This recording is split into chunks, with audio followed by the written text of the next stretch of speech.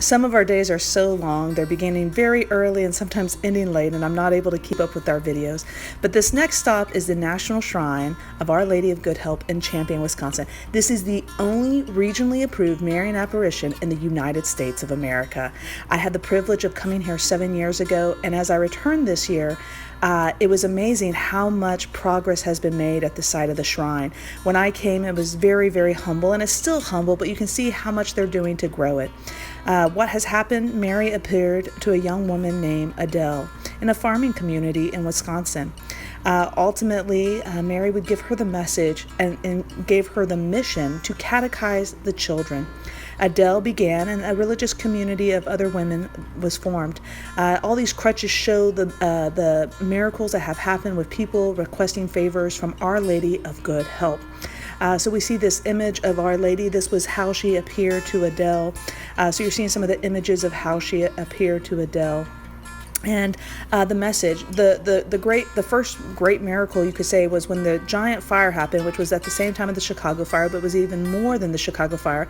I believe it was like 1.2 million acres of land was on fire. It was so great that it could jump the Great Lakes, to jump the bay. But ultimately what happened was the townspeople came to the chapel to pray for Mary's intercession, the chapel that had been built on the site of the Marian Apparition that had occurred to Adele. And the people spent all night in prayer, and when they came out in the morning, all the area around them was charred black, except for, they said it was like a emerald grass, that the grass near the shrine existed. So they've done a lot here to improve the grounds, to give reflection sites and prayer sites, obviously showing many of the Marian apparitions that have occurred over time through statue, as well as other saints such as what we see here, St. Francis with the dog and the boy Char.